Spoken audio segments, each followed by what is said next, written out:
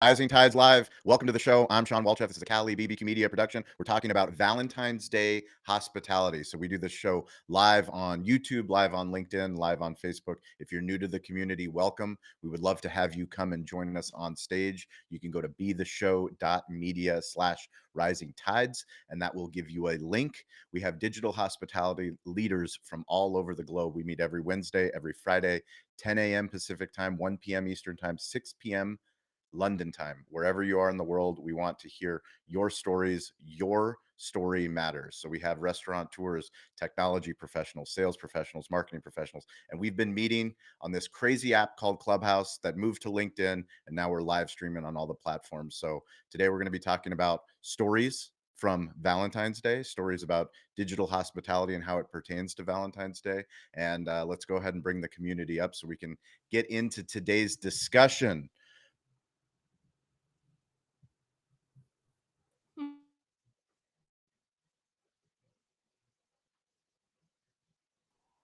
Up, Elizabeth. Can you hear me? Mic check. Mic check on the It cut community. yeah, Beautiful. And just it to cut out and on me for just a second, okay, but perfect. I Yep. heard my name. Elizabeth, welcome. Take 60 seconds. Who are you? What do you believe? And tell us a quick story about Valentine's Day hospitality. And just a reminder to the community, we want to have more people up on stage, but when you come on stage, please be on camera. That will help us in post-production when we make clips and send them out. If you need to go off a camera, just send a note to our producers, Mike and Stover. When you're ready to come back on, you'll be back on. This isn't like Clubhouse. It's not audio only. It's audio, video. It's the full experience. So go ahead, Elizabeth. Sure thing. My name is Elizabeth Doss. I'm a social media consultant, but I specialize in motion graphic animations, helping brands and businesses create GIFs, animated GIFs, stickers for Instagram, and GIF comments, DMs, etc., to bring joy and build community and make people laugh.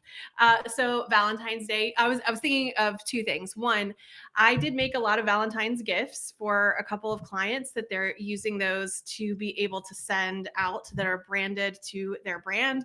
It's also a way for them to comment on someone's post. They post a super gooey love story about their lives of family or whatever they want to do, but the brands can then respond with gifts, a Valentine gift that kind of starts that conversation, that type of thing. So I did have a lot of fun creating some of those. So some of them are even like the cheesy ones that you think of, like what your kids take to school and put in little paper bags and pass out these little things. It's just to make somebody smile, but it can be branded to you. I did one for our barbecue, the restaurant here in Greenville, South Carolina, and it says "Love is in the air," and it's like, oh wait, no, that's barbecue. What you're smelling is barbecue. So just thinking ways how you can reframe it and thinking ahead. So James and I celebrated yesterday of just because we don't like crowds and lines and waiting. But there's a little French restaurant in the next city over that we love, and we are just trying to recapture being in Paris this past year and all of those wonderful things. But one thing I loved, I saw a post that they did today, was that instead of, I mean, of course, people are coming there because they have little heart-shaped macarons and other, lovey-dovey stuff, but they had a local florist create tiny bouquets, mini bouquets for like $10 a piece. And instead of, because she was like, I'm booked out doing full arrangements, but if you want to stop by and pick up a small bouquet from the restaurant, so how could you side by side yourself with someone else in the hospitality industry, where you're not the one selling flowers, but it was a nice pairing of the little French restaurant with the little mini bouquets. Anyway, that was one of the ideas that I was thinking about, but I will hand it back to you, Shawn. Thank you, Elizabeth. And yes, the cheesy Valentines that you get as a kid, they are not cheesy. My 5-year-old girl, Mila, and my 7-year-old boy, they did exchanging Valentines yesterday, and my wife helped them make a little box. And they came back home and they were just really extremely excited. She bought all these things on Amazon, and then they made them. But yeah, the kids absolutely loved Valentine's Day. Matt Wampler, are you frozen? Because I'm having internet connection issues, but you look like you're ready to go on Valentine's Day. ago on Valentine's Day, and let me just say, full confession, I completely forgot that it Oh was no. Well, here's a reminder. I walked down this morning to get coffee and literally was greeted by my 6-year-old Stella and my 8-year-old Addie had made us French toast Eggo waffles for our Valentine's Day breakfast. That was how I got to Oh, wake up that's for so Valentine's Day. sweet. That's hospitality as a 6 and an 8-year-old. We've lost Shawn. I'll be taking over as the moderator for today. We got to snap a picture of Shawn being frozen though, because he's so happy. He's like the He needs happiest to man learn how to alive. do this hosting thing. But yeah, Matt Wampler, CEO, co-founder over at ClearCogs. We do predictive analytics, and I'm going to kick it over to Ian. Ian, tell us today about Valentine's Day, what you believe in, maybe a personal story. Yeah, thanks, Matt. Great job hosting. I've been a long time listener, But yeah, for Valentine's Day, first off, Ian with EHS Recruiting Company. We recruit hospitality leadership focused in Southern California and nationwide. Um, Hospitality and Valentine's Day, I feel like they go hand in hand, right? Because like there's no better way to celebrate and have an intimate moment with somebody than going to your favorite restaurant or doing those kinds of things together. It brings up so many memories. Most couples have like, their first date place that they went to, and that always holds a lot of sentimental value. So for me and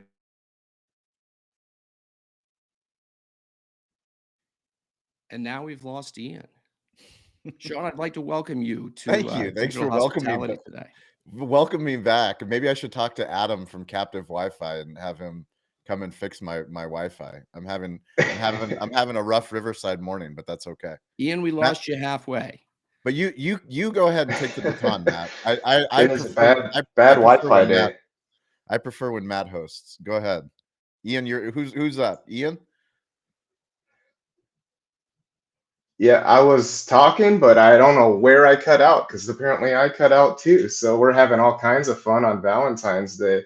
But yeah, I was just saying, most couples have their favorite restaurant or a first date spot that they really enjoy going to that holds a lot of sentimental value. So hospitality and Valentine's Day go hand in hand.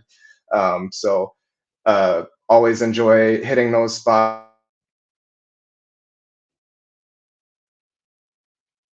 up. Again. Amazing. Thank you, Ian. I'm not sure what we can do on our end to help with internet connectivity, but we're gonna work our way through it because that's what we do as hospitality professionals. Mandy Graziano, happy Friday. Happy Friday. Happy Valentine's Day, Thank everybody. you. I wrote a poem today, by the way. I posted it. I put on Instagram if you're looking for a Valentine's Day poem. I wrote a weird one. Anyways, Mandy Graziano, I'm an author and I run a sales coaching business for hospitality sales teams that help close business faster, reduce the time in your sales cycle, and make you more creative in the selling space for hospitality.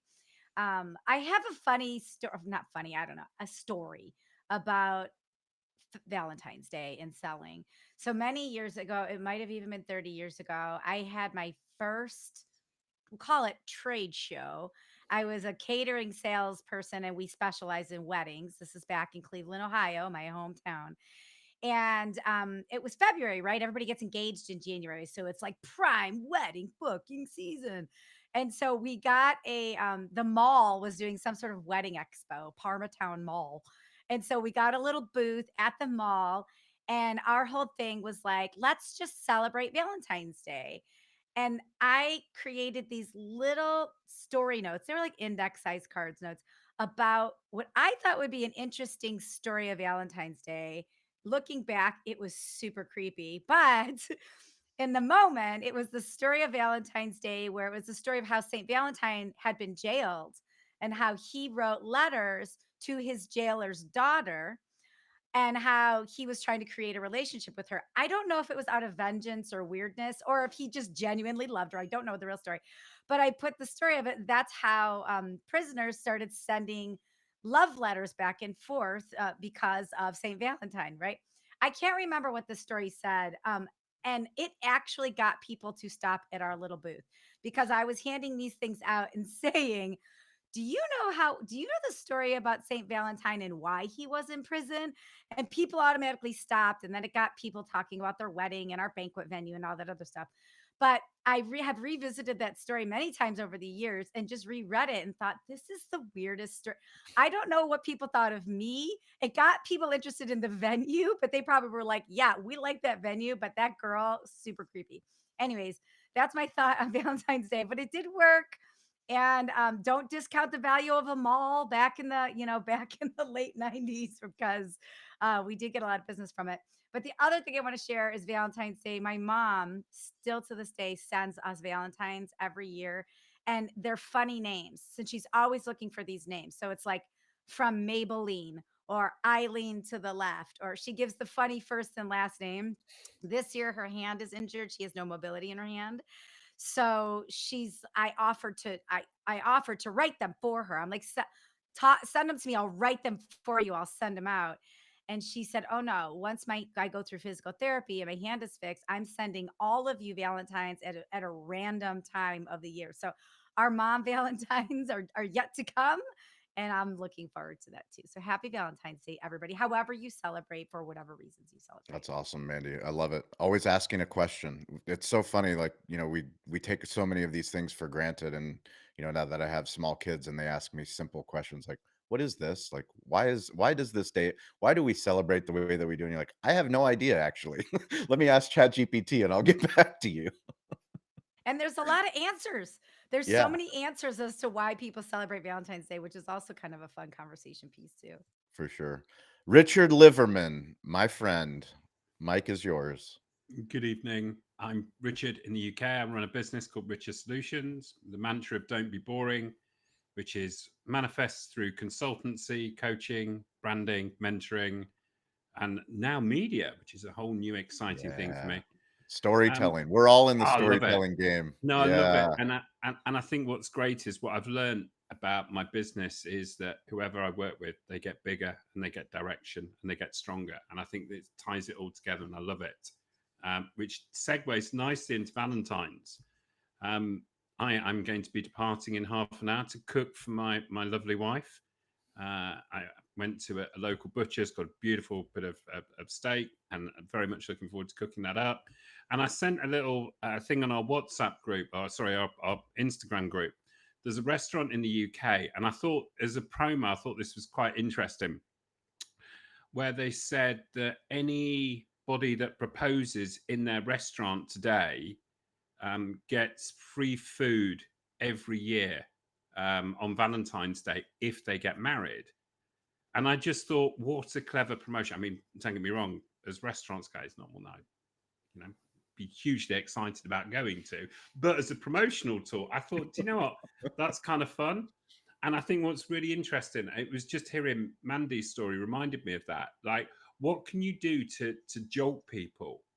Because I think there's this little bit where, and there's a theory that if you go to the grocery store for our North American friends, you buy the same 120 products each week or each month, and you might rotate a few products, but typically you buy the same things. So there's a lot of time as consumers we're on autopilot. yeah. And I think as people in hospitality, how can you nudge people out of autopilot? And we were talking about going viral earlier on in the week. I think there's this little bit, how can you be really, really disruptive? And I love that little thing that restaurant did. And final story, which again is a bit creepy, which follows on from Mandy's. If you go to Nuremberg in Germany, lovely kind of Bavarian city, they have this mini sausage, no jokes required, Matt. They have this mini sausage that is called a Nuremberg sausage. And the story was the young lady liked a young gentleman. The young gentleman was locked in his room and barred from seeing the young lady. So the young lady cooked a sausage every day, but it was too big to post. So she made it small enough to go through the keyhole.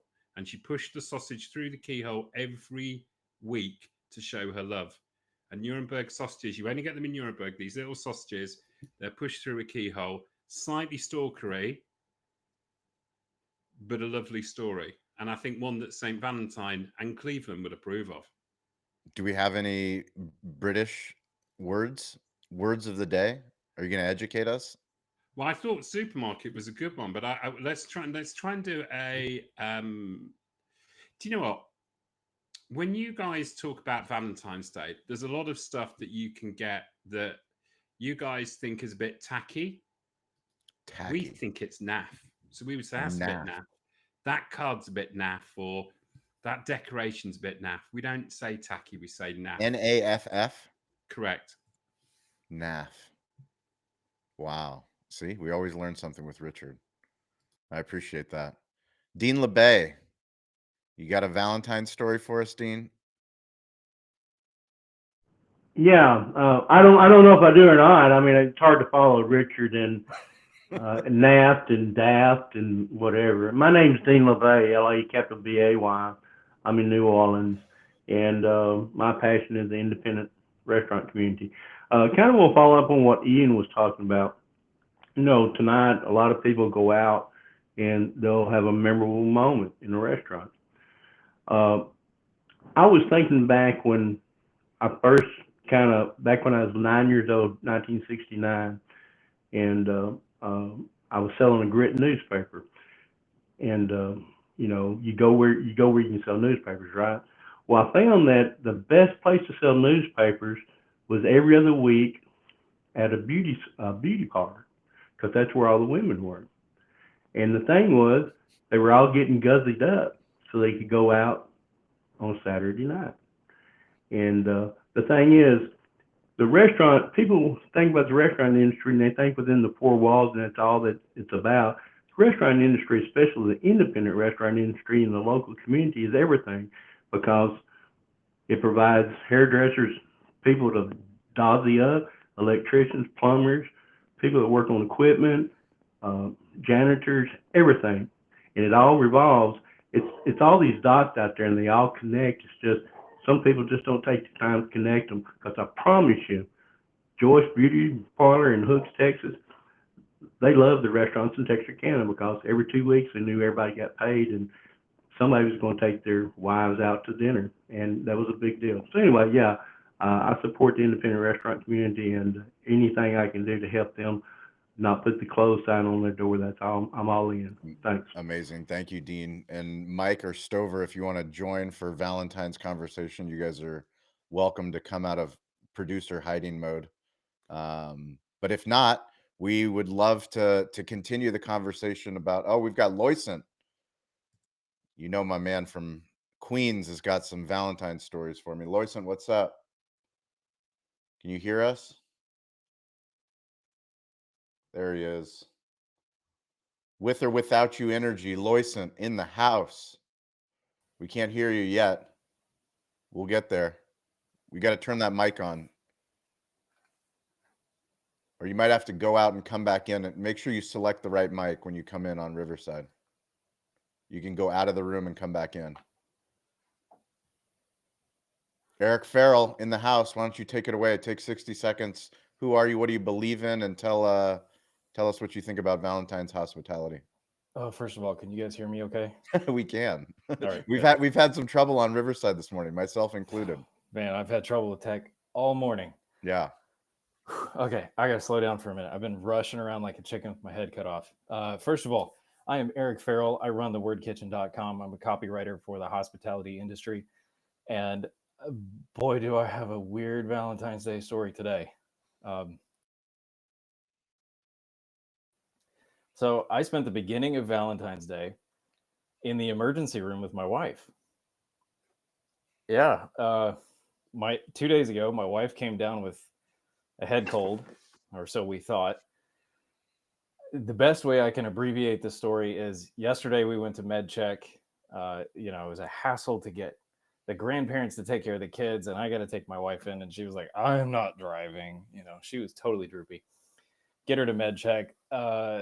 She's got flu A. Okay, no big deal. We get some meds to fight the symptoms, get her home. I had some epic chicken soup in the stock pot, and I thought she was going to be fine. So I get her home, let her relax. I go to pick up the kids from the grandparents' house, and about 9 o'clock, when I'm supposed to be headed back home, she calls me and says, "Hey, my fever hit 104. The doctor wants me to go to the hospital right now. I've got to get fluids. They're worried about hydration, all this stuff." So we pull strings again. My dad stays home with the sleeping kids. I take my wife to the emergency room, but it's not really the emergency room. They said, "You got to go to labor and delivery because she's 25 weeks pregnant." And so we go upstairs, and upstairs says, "No, go to the emergency room." We go back downstairs, and ER says, "No, go back upstairs." Nobody knows which end is up. We get there at 10 o'clock, and we didn't leave till 2 a.m. And all they did was give her a bag of IV fluids. And so while she's got this IV in her arm, I noticed that it's 1 a.m. I'm staggeringly tired. She's delirious from a fever. And while the doctor's doing the ultrasound on her belly to check baby's fine. Everything's good. I said, "Hey, honey, happy Valentine's Day." "Oh, yeah, it is Valentine's Day." And the other hiccup in this is I have a tradition. I've got 3 daughters, and I've had a tradition since our oldest was barely over a year old that every year we do a daddy-daughter breakfast date. And my kids are kind of devastated. "Daddy, we can't go out for breakfast this year. And this was going to be the first year that Nora was going to remember it. She's almost 3, and it was going to be great." And they said, "Well, we really want mommy to come this year." And we can't. And my wife is just laid out in the lazy boy chair, just dead to the world, so sick. The kids are zombied out on the TV. The house is an absolute wreck. I've got 50,000 things to clean. Because, when Mama Bear's out of commission, the house grinds to a halt. And because I've been picking up all the other slack, I've got a whole bunch of work that's not getting done. And everything's absolute chaos around here. And boy, I'm frazzled. But hey, happy Valentine's Day. My wife's going to be okay. My kids are happy and healthy. My oldest daughter drew me an amazing "Daddy, I love you" Valentine thing this morning, and it was super cute. And so we're just going to delay the daddy-daughter breakfast, and it's going to be fine. And we're going to get Mama Bear patched up, and everybody's going to go. And the best news is little baby's okay. He's hanging out in there, kicking and squirming. And it was really funny. Ultrasound, doctor's doing the ultrasound, and I said, "Hey, honey, cough." And she coughed, and the belly jiggles, and that baby was like, "What is going on in here?" And it was absolutely hilarious to see on the ultrasound. So that's my wild Valentine's Day story. I hope you guys have a more fun day. Well, Eric, we are so happy to hear everything is okay. That sounds like quite the experience, but ultimately all is well, thankfully. Yes, that's the best part. Well, we're grateful to have you in the community. Thank you for sharing. Loisant, who are you? What do you believe? And you got some Valentine's hospitality story for us? What's up, everybody? Want to make sure that I'm coming in loud and clear. You're coming in live and loud and clear. We love it. All right, from the crazy city they call New York. So I don't know if it's nice. They name it twice. But Loisant going to own Historic Nears Tavern, one of America's oldest taverns, New York City's oldest continuously operating tavern. That's still located in the same place since inception.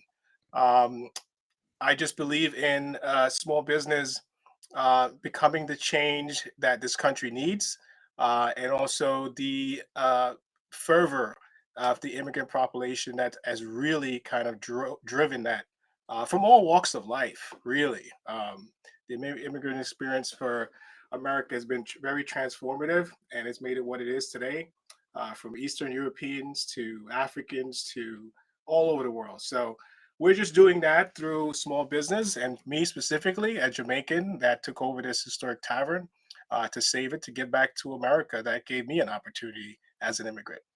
And so that's my thing, and I'm just trying to help wherever I can, and also help myself. Got to put my oxygen mask on first. So I'm learning that every day. But I want to talk. There's a couple of different stories, but I guess maybe the one that I would maybe share. There's I tell you this one. you know, Valentine's Day tends to be very, very busy for a lot of restaurants, especially Manhattan. You know, lines out the door, it's crazy. So we were never really that busy, especially in the beginning. Now we got to that point. And I remember a guy came to have a quick drink with his wife at the bar, and then he was on his way. He told us that he was actually going to go propose, and he had this fancy restaurant lined up in Manhattan. So he ended up going, and I don't know, maybe about an hour later, he comes back, and I'm like, oh, maybe it didn't go well. You know, I'm like, oh well, you ever heard of those? You right? You heard of those, right? I know she's gonna say yes. So he came back. He's like all upset, and she's with him. So I'm like, hey, everything all right? He said, you have a seat? I said, yeah, we do. You know, we're never that busy, but we had the whole tablecloth. And I'm like, what happened? Like, what happened? I'm trying to figure out what happened. Did he propose? Did she say no? Let's be friends. So we end up giving him a seat. We hook it up all nice and everything. We didn't have tablecloths then, but we actually put tablecloths in there. We had something in the bag. It made it look nice. And he came to me and my manager at the time and said, can you do me a favor? Like, yeah, what? Um, so we went to the restaurant and it was really, really packed. And I just got so frustrated. I left and I said, I just left a place that's really, really important to me. It's in my local community. And I decided to do the proposal here because this is more important to me. So we set the whole thing up. She didn't know. So now we're doing all this whole thing. And she's like, oh, this is nice. Wow, Near's above and beyond. That's why we love this place. And she was from Peru and he was from here. And so we set it all up. It looked nice and everything. And we made something special, did it. And he dropped on a knee and he proposed. And she was like, yes, yes, of course, yes, yes. So he left Manhattan Restaurant, said, this is not who I am. What's really important is just the authenticity of the moment. It's not the place be fancy and the superficial and all the wings and bang. It's somewhere that we love together. And he left the place, came to Near's Tavern, and he proposed. And it was one of the most beautiful stories that I've experienced at Near's Tavern in my 15 years there. So that's my one story. And they write letters. They both went to Peru, and they write letters ever so often about that experience. And I still have a picture of them after the proposal. Listen, I was so scared when you were telling that story because that could have gone in all kinds of different directions. You really scared me. I thought you were going to ruin Valentine's there, fella. Yeah. No, it's a good ending, but I'll save the other one for maybe another time. Well, why don't you share? We've got a good group here today. Right. We don't have too many people. Usually we've been getting packed rooms, but this is nice to have a smaller group. So go ahead and share, Yep. please. Beautiful. So this one made someone cry. And every so often we have tourists that come to Nearest Tavern all around the world. I'm like, how do you find this place? Like, really, it was so tucked away, but they find it. They find it because they want to be there. And for that reason, I say, you deserve to be here, you know? And so this story I told to someone from Texas, and I remember them was really touching. And this story is about World War, anybody, veterans or veteran related. So as I started owning Nearest Tavern, I remember I was just trying to get the word out, and the word was coming out, and more media and press and all this stuff. I don't know what I was doing. I was just telling the stories of Nearest and how it's important, and resurrecting it. And we were featured on a lot of different TV shows and local media, local papers. And I remember getting this letter, literally a letter, like handwritten letter. Remember, like the yellow sheet of paper with the lines, like real letter, guys, like like letter. And I open it up, and it's like this letter there, and it's like, hey, I'm a 90-year-old World War II veteran, and I couldn't believe my eyes. I was watching this TV show, and you showed up, and Nearest Tavern showed up, and I called my wife. I said, oh my God, Nearest Tavern still is open. And I'm like, so I'm reading it, and he's like, the reason why is because I'm a 90-year-old vet, World War II vet, and right after the war in 1946, we didn't have much money, so we decided to get married at Near's Tavern. And I thought the place was closed because we left. We literally Wow. left, went all the Long Island. I thought we, and almost 70 years later, I'm watching TV and I said, honey, this place, it's open. It's still here, it's still open. Oh my God. And he's writing about how we had to have ham and cheese sandwiches. My aunt played the piano upstairs because we didn't have much money, and you guys were the backdrop for that. And we'll never forget that. And so we want to make a return. Now these guys, they're in their 90s, right? And I was like, sure. I'm like, call. I finally called, and then at the end of the letter, he was like, oh, by the way, sorry for the snail mail. So I'm like, that's fine, bro. I call the phone number on there.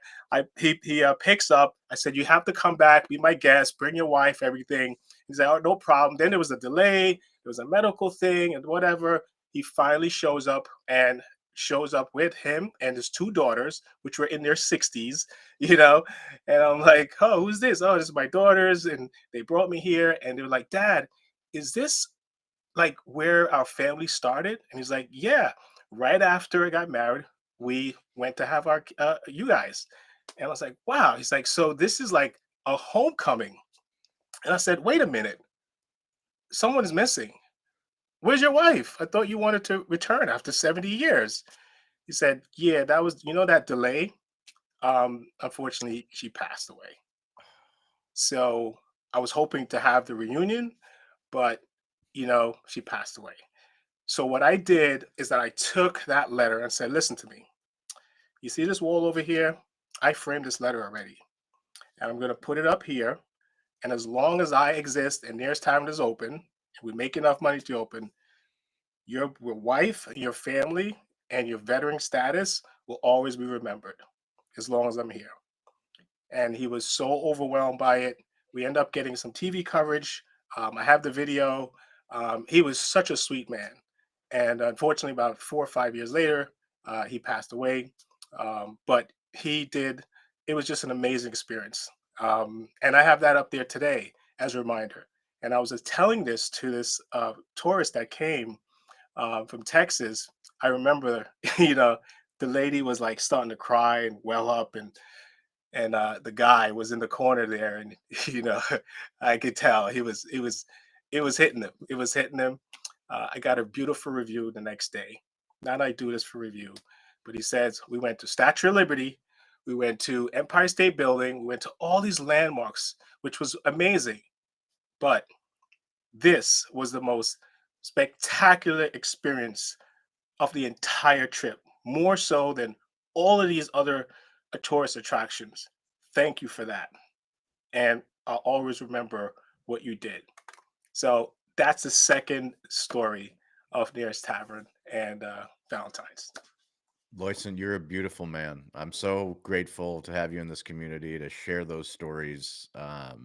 What you're doing with Nair's Tavern, what you did for those families. I mean, this is why we love hospitality. It's like stories like that that inspire us, that give us a reason to come to these calls, to share, to meet up in real life. I mean, spending that one breakfast with you, I'll never forget. Ah, You that's coming before I get to go speak at Google, and you coming all the way out there to come have breakfast with me. I mean, I can't wait to make sure that I get to Nearest Tavern the next time I make it to the city, because I yeah, will make that happen 100%. And I will read that letter and take a yes. picture with that I'm letter. gonna be. It's still there. Yeah. Still there. Thank you, Thank you. Shawn. That conversation, guys. Elizabeth, Mike, Eric, Mandy, Richard. Like, I don't know. I felt like we should have met, or we knew each other for 20 years. The first time meeting, like we couldn't shut up. Like at least I couldn't. I don't know. Maybe We couldn't. it's me. But it was just such a great energy. And for Valentine's Day, it was so much love, right? So much love. Oh, good. So thank you for that experience. Appreciate you, And this is Loyson. why Thank we you. love independence. This is why we love independence. And what's really interesting is there are so many chain restaurants that you're fighting against, especially in New York, right? You're fighting against so many chain restaurants. But the one thing that chains can't do as well as independence is tell true stories. And I think one of the things that so many people mistake in marketing is that you've got to have this perfect brand. You don't need to have the perfect brand. What you need to have is great storytelling. And what's really interesting, Scott Turner talks about putting the human into hospitality. You know, if you think about New York, you can wander around New York and just gaze at the most amazing buildings. What makes New York truly great and utterly insane is the people. And I think what's really fantastic is when people say, what should their marketing be? Well, so you just did it twice. And I think this is the thing about when you tell stories, when you tell true stories, they're the ones that connect with people. And if you can make a Texan cry, my gosh, you got some stories.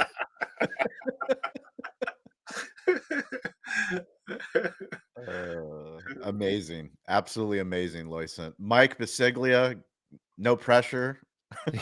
Who Yeah, are you? right. What do you believe in? And tell Ex- us a Valentine's story. Exactly, right. And Loiston, yeah, I'm in Jersey. So in Middletown, which is like 45 minutes south. But yeah, next time I'm going to the city, I definitely want to. Well, I'll hit you up and check some of that out. Would be really cool. Yeah, Mike Biseglia, Cali BBQ Media producer. Was trying to wrap my head around a Valentine's Day story, to be honest. And I had to go to my wife, and she reminded me of one. Um, and I need, as Matt said when he kind of was on the show, like to a start, like oh yeah, it's Valentine's Day, and I do think having kids is a good reminder of that, which is really cool and sweet to see their love through that. Especially as my son, who's 4 now, like we had to make, my wife did most of it, to be fair, but like 500 of these gift goodie bags together, just seeing his excitement, super cool. But the story I do want to tell was my wife and I at the time were dating. We were in Charlottesville, Virginia, and we were probably dating for about 5 6 months, and this was our first Valentine's Day, and I wanted to go all out on everything I could to impress her, like pull out the full works. And I let me tell you, like I've never, this is not my department and I'm not good at this, but I went all out in trying to make sure that I could impress her because I loved her. And I booked us a hotel at the downtown mall in Charlottesville. I booked us this nice restaurant. I went and bought myself a new shirt. I don't think I've bought new clothes now in like 7 years.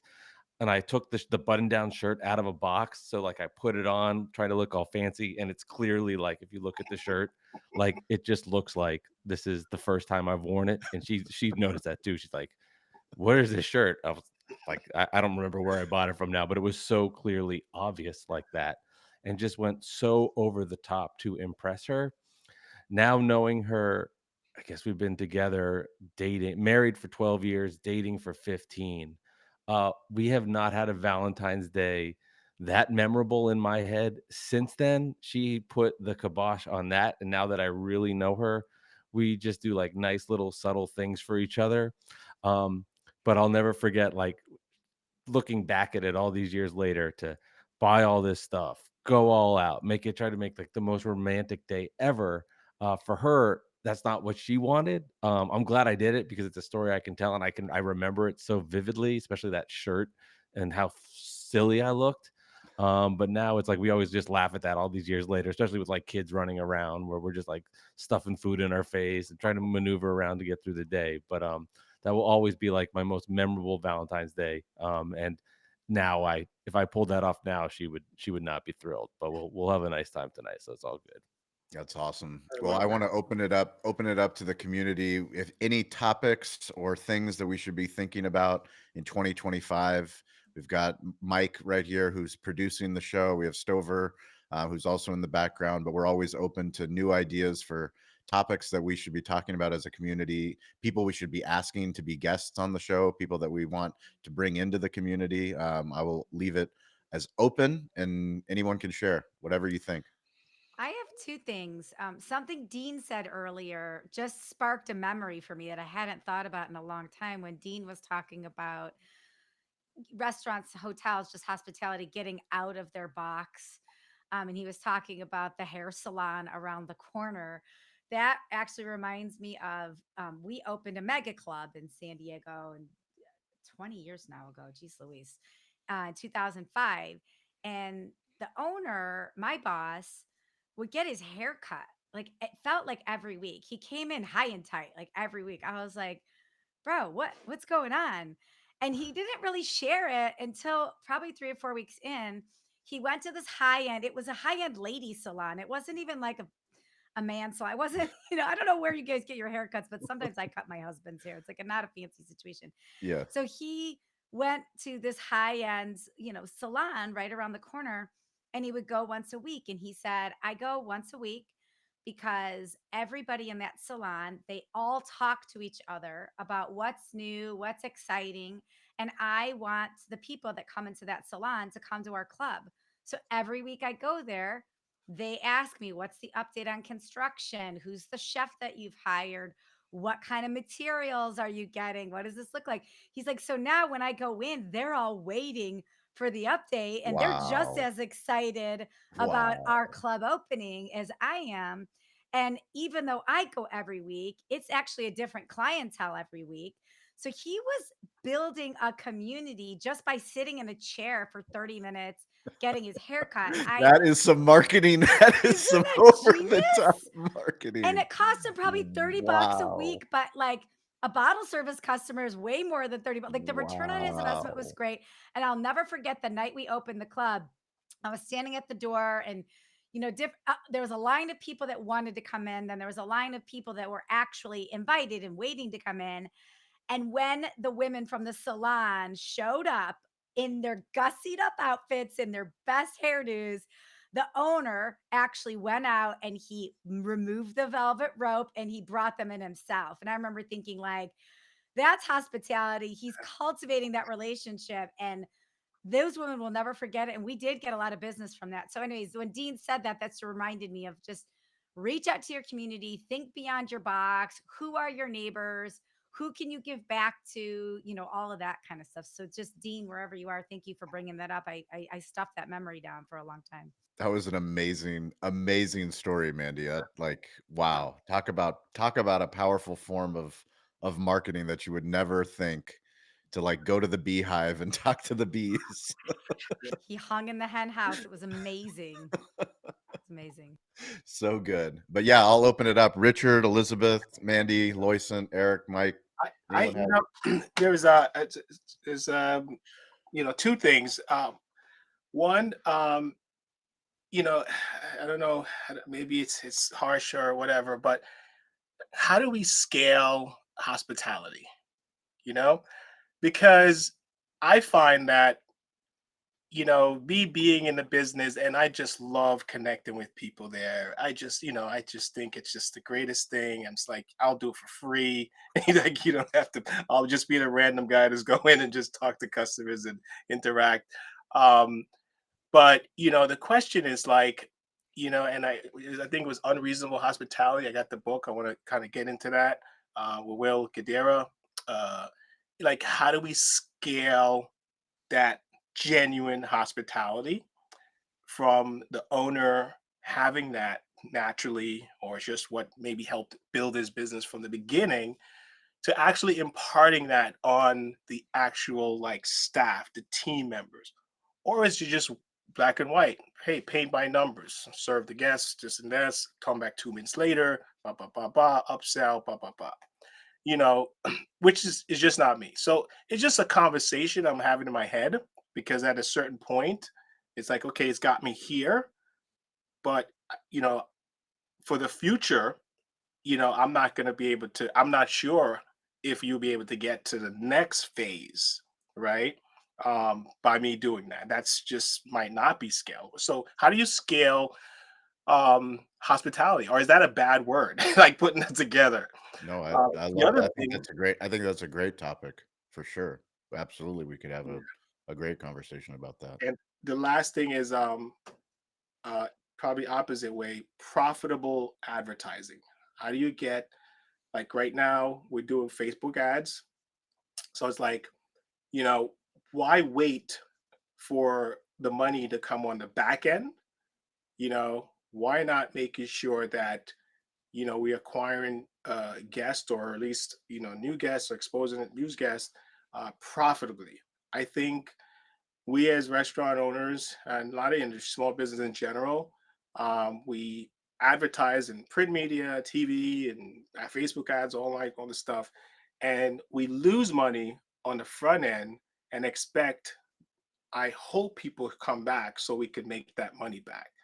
But with the industry the way it is, this really like pressure of trying to keep price where they are, and inflation and labor costs and everything pushing against.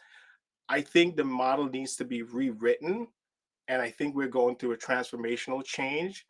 And if we're not able to adapt, I think there's going to be a lot more of us that's going to close in a rapid pace.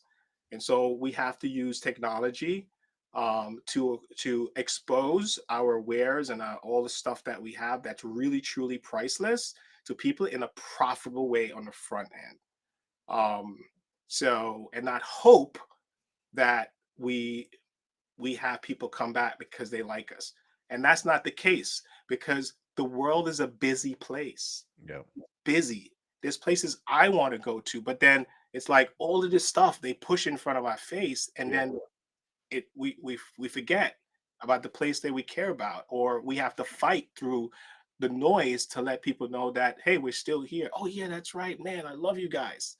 I've heard a million times. Trust me. Like, I had thousands of people that showed up to our doorstep. We're threatened to close, and everybody was like, "Oh my God, this is great." But then the world got noisy when COVID happened, and it was a great mind eraser. So now we still have to push through all of that. But how do we do it?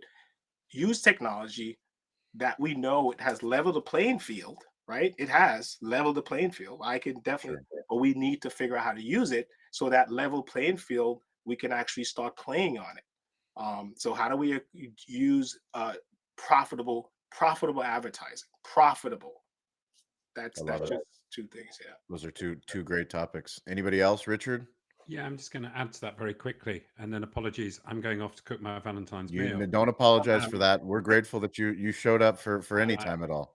Well, thank you. You gotta show me that, Liz, man. How do you do that? That thing. I'm sorry. That's Elizabeth's skills. If you're on a Mac and you are using your camera on your Mac, there's a FaceTime option at the top. There's usually a little movie camera thing, and when you click on it, there's a reactions button. Make sure that's turned on, and then there's like a whole series of different different gestures that you can do that'll cause different things to happen. But it is for Mac FaceTime situation. Anyway. I want to hear. Definitely. Thank you. I want to play with that now, Elizabeth. You shouldn't have told me that, because what we should do is not tell Matt Wampler about that. And when he comes on next time, we should all just celebrate Matt, just to surprise him. Sounds good. My topics, I've really enjoyed some of the tech talks, because I think it's been really interesting having people come on and talk about tech, but also like hearing people's stories. And I always bang on to people all the time about benchmarking.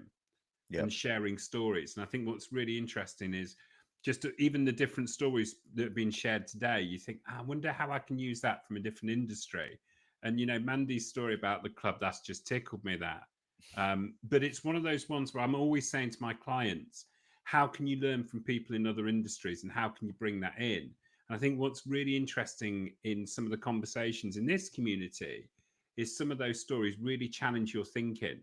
So for me, it's a mixture of the two. I'd love to have some conversations around, right, what's best practice, or what is it about storytelling, or what can we learn from this kind of neighborhood restaurant, or whatever. And then on the flip side of it, having some different calls where, having people on from some of the tech brands, they've brought some really interesting different perspectives. So I think it's a mixture of the two for me, because, I think it adds a lot of rich value to everyone. Awesome. And yeah, they're my thoughts. Happy Valentine's, everyone. Happy Valentine's. Appreciate you, Richard. Happy Valentine's, Richard. Enjoy. To jump off of what Richard was just saying, mine was very similar, and but getting a little bit more specific with the storytelling side of things. The idea I was having, I saw a post today from a photographer that I follow, and it was a picture of her with a camera, but the bottom of the photo had this text that said, "I stole my mom's camera when I was little." And then you swipe through and she's telling you the rest of the story. And so I guess the topic that I would be curious about, is there a story from your childhood that whispers of what you're into now. So like for myself, my dad was an associate pastor, and after service, he made us sit in our chairs, and we weren't allowed to get up because he was ministering, he was counseling people and doing all these kinds of things, and we would be in the way. And so I would sit there and draw pictures, and my sister would sell them. And we got in the car, and Mary said, "Hey, can we go get ice cream?" And my dad was like, and she said, "I'll pay for it." And he was like, "Where did you get money?" Like, and she's like, "Oh, Beffy drew the pictures and I sold them." And that is what we both do now. So I'm still drawing pictures, and she's still an amazing salesperson. My dad did talk to us about Jesus flipping over tables. So he was like, "Stop selling stuff in the church building."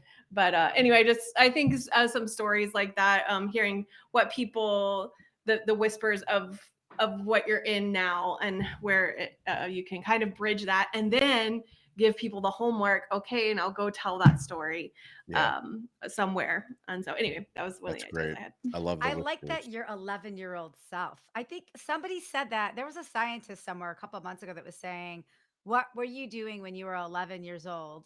It's probably what your truest calling is." I like that idea. Like, what was your 11-year-old self doing? Yeah, most? it's so crazy you say that, Elizabeth, because I just found an unpacked hat that I got when I was 11, and I can tease for the story when we do this next time. But I have this hat, and I found it, and I've been wearing it all the time now. But it connects back to the whisper from Is that the hat?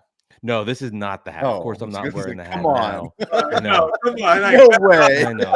If you give me like 3 minutes, I can run and get the hat. But this is just some hat with a little. You got emoji you got to on wear it when we do the room for sure. But yeah, it's a hat that I found that I wear all the time now, except now.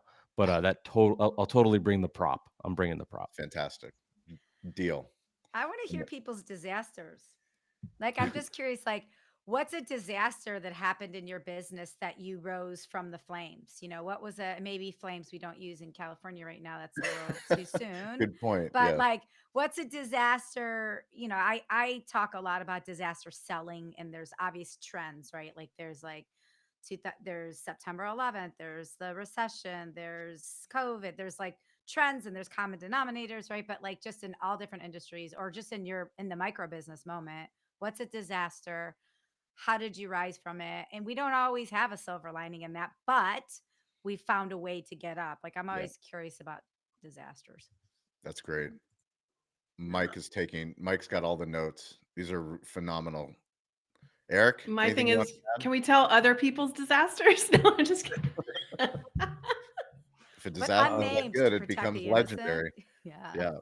I don't really have any topic ideas at the moment, although I can segue on a couple of things. The tech thing that Richard mentioned, I'm in another group that had a guest speaker today talking about different AI tools, and I've been following the AI stuff for a long time.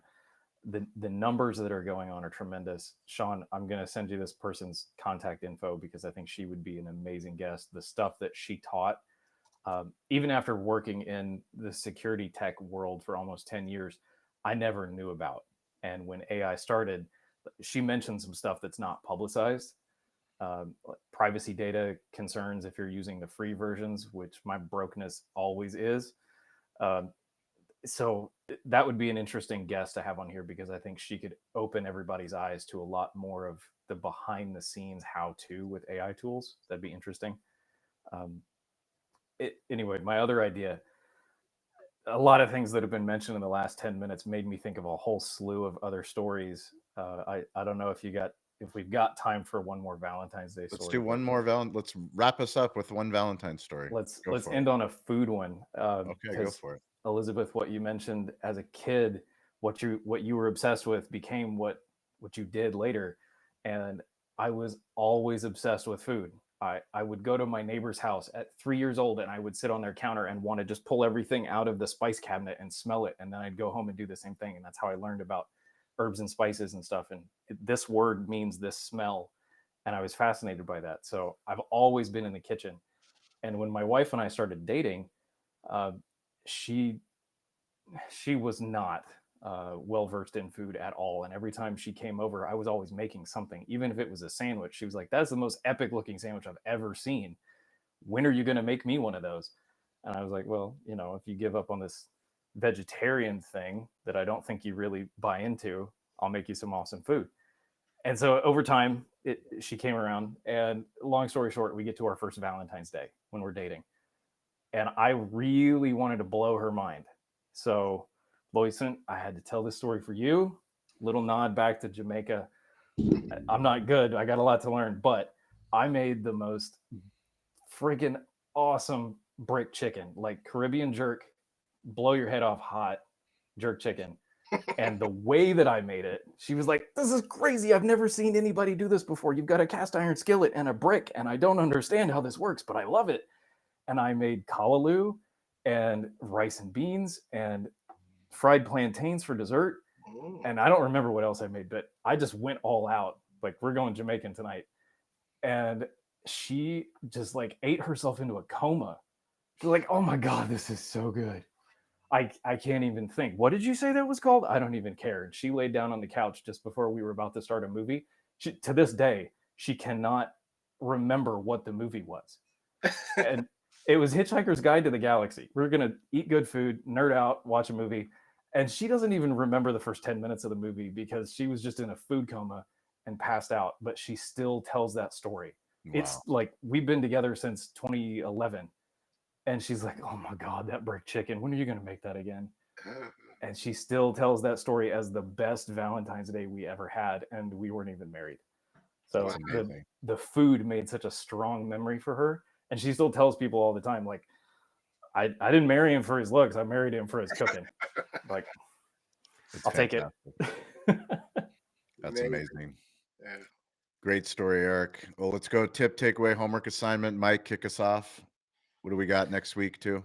Oh, yeah, next week. So on Wednesday, we'll be doing repairs and hospitality, and we will be joined by Daniel Estrada, will be our special guest from 86 Repairs. And that's on Wednesday. For me, there's a lot more stories in our brains than we even realize, and it's really cool that just hearing other people talk about different things from Valentine's Day just kind of triggers all these different ideas in my head of stories that you kind of forget but need to be repurposed and re-brought out. So that's kind of my takeaway from today. Awesome. Loyson? The only thing I have is when you don't have the advertising budget, start one-on-one with customers, build from there. So that is your budget. Tell everyone one-on-one as much as possible till you can get that advertising budget, because that's where that's going to come from. Then you use that budget to hopefully scale your hospitality. I love it. Beautiful stories you shared with us today. Grateful that you joined and shared those. Those were awesome. Mandy? I just like the spider web of the story. It makes me want to create a situation. I don't know where we always start and stop. We don't allow our brains to wander. And just listening to everybody's stories that reminded us of another story of another story of another story, I felt was really powerful today. And it's getting my brain in a thinking in a way of like, how do we create a situation where, yes, there's a topic, yes, but is there one of these Friday calls where it's like, I'm going to tell a story. What does this remind you of? You tell a story, even if they're unrelated. Like, it gets your brain in a creative space. So I appreciated that part of it. Yeah, we should do a creative storytelling. Just tell us a story. There is no topic. Just you tell us a story. And see what it brings up for you. And then you tell a story and you tell hopes and you get a car and you get a car. Yeah. There you go. Elizabeth? Yes. Two things.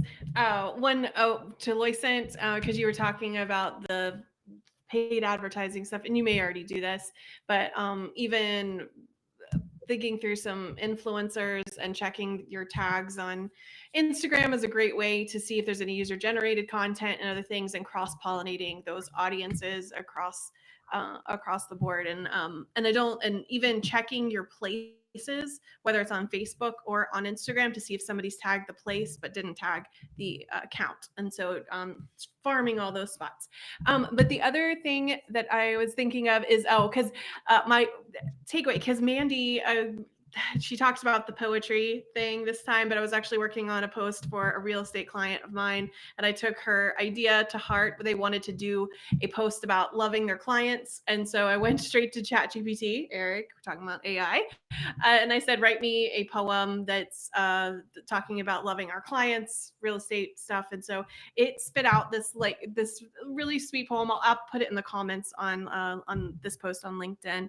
But and then I just made a carousel from it and added their client photos to it. But the idea of it is this the poem part of it is actually the part I think that makes it flow the best. And so I just wanted to give a shout out to Mandy for the idea of like, why not go full on poetry with this? And so I just wanted to suggest that to anybody, because I know it's hard. Think if you're not like in a localized restaurant, hospitality wise, you have clients from all over the place. How could you harness that and show them a little bit of love in the season? So anyway, just wanted to say that's a way for you to do it digitally. Awesome. And out of office, use ChatGPT for out of office poems to make you more memorable instead of the boring, like, here's why I'm out of office. Can we improve email signatures while we're at it too? Yes, you can. Yeah, ChatGPT is great for all of that. Fun. Yeah. Put a testimonial on your signature line. There you go. Good stuff. Eric, tip, takeaway, homework assignment. Takeaway, I would say, love hard, laugh often, tell stories. There it is. Beautiful. Well, thank you, Stover. Thank you, Mike. Thanks, Loisant, Mandy, Elizabeth, Eric, and everybody that joined. Please join us next week, Wednesday. We're talking about repairs in the restaurant industry. We haven't had a conversation about repairs, something that restaurant owners, we don't like thinking about. It's kind of like, oh shit, something broke. But we're going to have a great conversation with Daniel Estrada. So if you can join us for 86 repairs next Wednesday. And we hope you guys have an awesome Valentine's Day. Thank you. Bye. Thank Bye. you. Thank you. Thanks, guys.